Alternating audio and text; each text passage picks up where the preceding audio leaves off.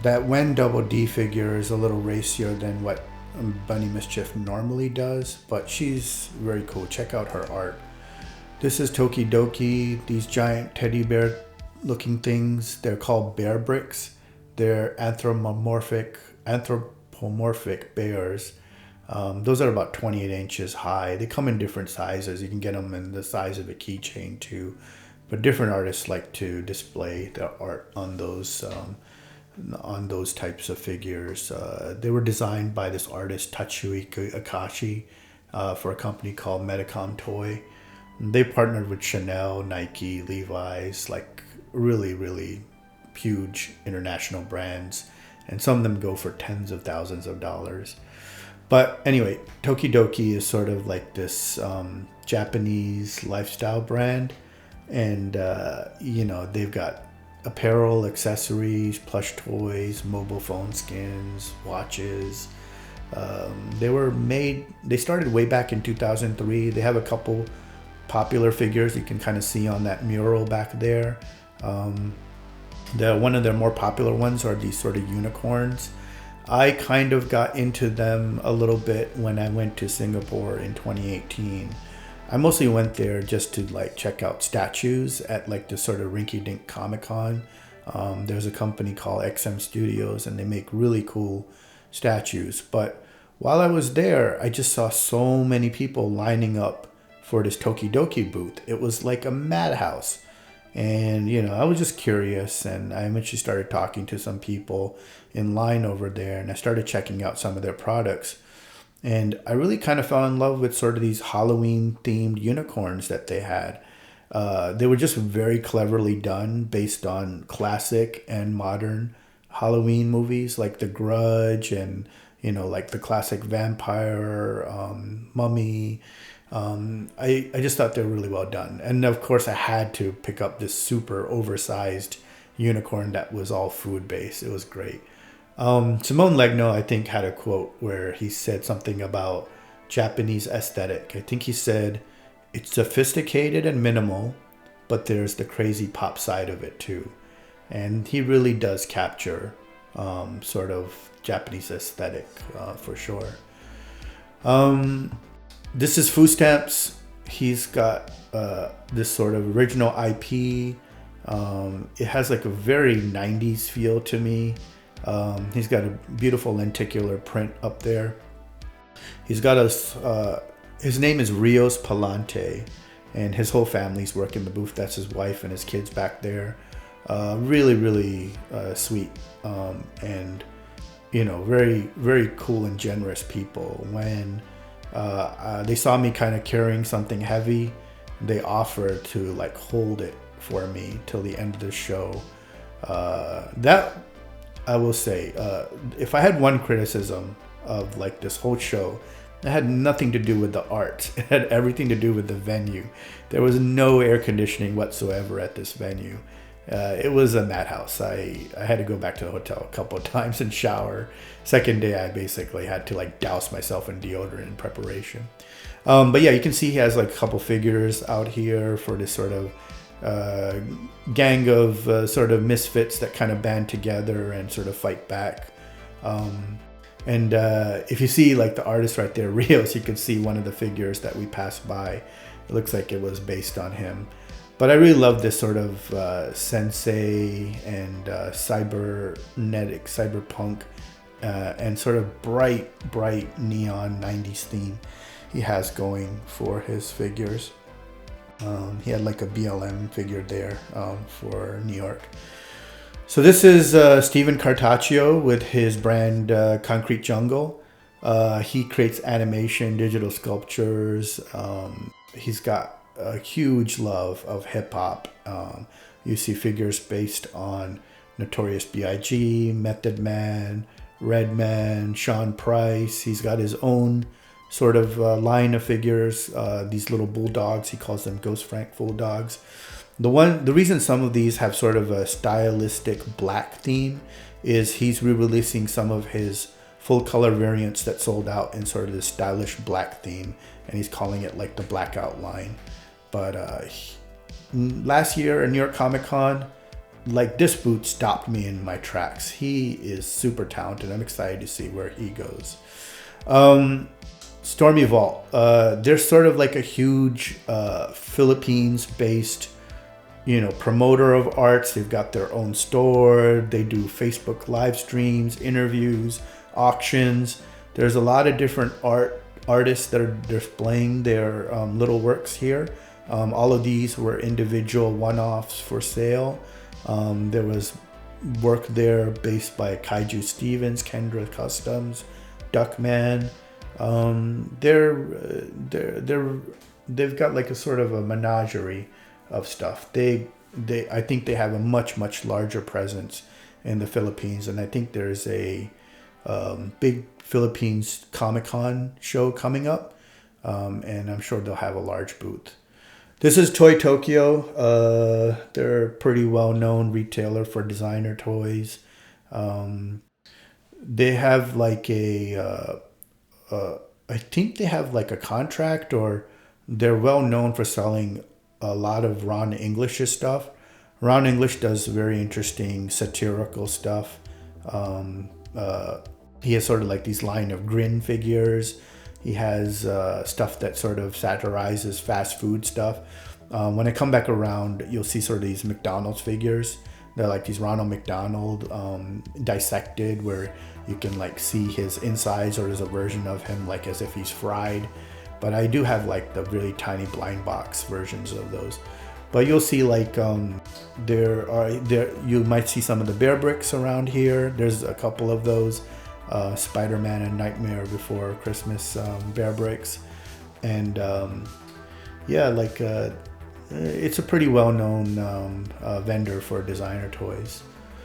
Now, one thing I kind of was hoping for when I came here was I was hoping to find some cool apparel, t-shirts, or hats, and I didn't really find a lot of that here. There were some people, like for example here, this booth was selling some kind of cool t-shirts, but I don't know, whatever I saw really never sort of kind of caught my eye.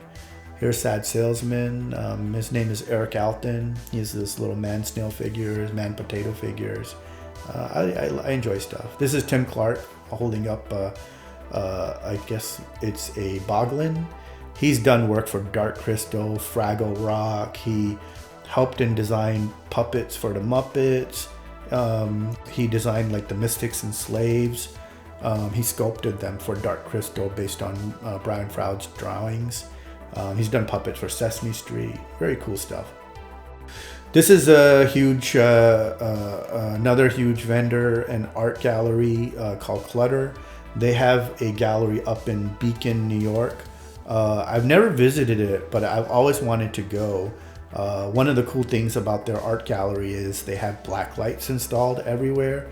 So when they do display pieces that are UV reactive or glow in the dark, they are like amazing to look at.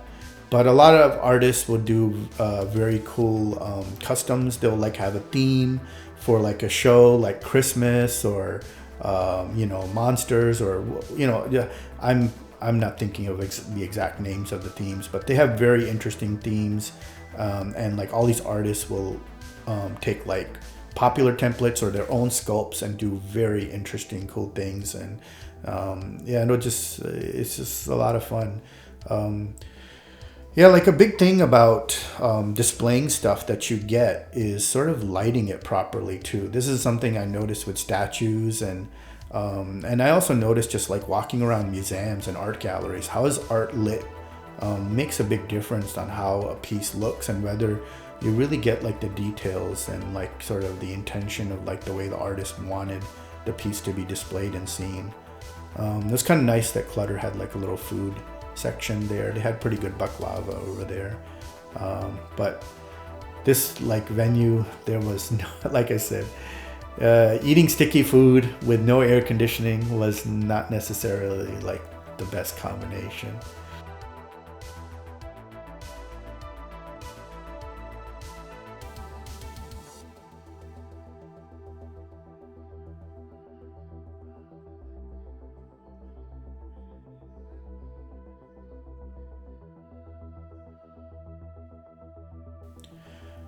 Here is Newton HQ. They're based out of New York City. They've got a store on 34th Avenue.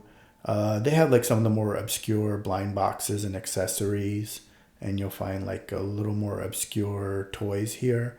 Stuff that I would normally have to go overseas for to find, I find in their store. And one thing I do love is how friendly they are. Like everyone I talk to at this store is like super happy. And so I don't know if they're pumping Prozac into like their water or pumping a bunch of oxygen into their store, but they are like very warm and very, very cool. I'm not going to talk negative about too many people here, but there are like some stores where it does feel like it's a little cold. It's a little, I wouldn't say hostile, but almost like it's very much like a business. And I tend to gravitate more towards the stores that have like a really good attitude. One thing I did like about this booth is they had those Simsky figures on these sort of little stairs and this house framework. I was asking where they got that stand. She's like, somebody was just throwing it out on the street and they just got it that way. This is Ethos Gallery. I didn't know about them, but this art was very interesting. It was just so out of the blue and very different from a lot of the other things in the show.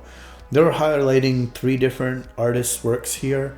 Some of these sculptures with the goats and the lambs are from an artist named Kenjiro Kitade, and he kind of imbues some of his pieces with Japanese lore. Looking at these pieces, it was making me think of that movie Lamb with Naomi Rapace that came out earlier this year. I don't know if anyone saw it. A24 Studio makes very trippy, very weird movies. But it was like about this rural couple that ends up raising this hybrid human lamb sort of child. It was very strange, but it had like a lot of interesting things to say about humanity and just the nature of human versus animal. So initially when I saw this, that's what I thought like some of this art was based on. When I back out here, you'll see like sort of this large goat-like figure that almost looks like satanic, holding up 2 little human lamb-goat hybrids. And that's what I thought this was based on, that movie. But in fact, the woman running the booth told me that this artist made this back when the first couple goats were cloned in real life. And on the back of those little human goat things is a number 01 and 02 to represent the order in which the clones were created. And they're also holding like little petri dishes. This is just me kind of sneaking around back, just looking at kind of interesting stuff. Sorry about like the fast pans. Sometimes I kind of forget that people are watching this on a big screen and it can make people motion sick. So apologize. There's those industrial fans going. All right, this is Creeping Death Robot Club. My friend Kevin is the designer and artist for this. He makes sort of like these really cool rusted looking pieces. He's got like some of those Tech 6 C3 pieces out of the Philippines and a couple variants that look like C3PO and R2D2. He's got a gallery up in Connecticut. Well, he had one called Moyo Gallery. He shut it down for now, but he had a very, very cool show. On my channel, I have a roll of it, a B-roll of some of the pieces that were at that gallery. And the camera already moved on, but Rick Strohmeyer, he's a guy based out of Minnesota who was next to Kevin, and he does beautiful UV reactive paint work. I'm going to upload a video sort of highlighting some of the amazing paint work he did for his pieces. They look so amazing under black light. I almost want to set up a display case just with black lights to just show off glow in the dark and UV reactive type pieces. But Rick is an amazing painter. One of those pieces was James Groman's Cthulhu, who does like sort of these large scale monster pieces. But his rainbow paint on that was pretty fantastic. I like these sort of sushi rockabilly figures and those Rinkaku sort of dragons up there.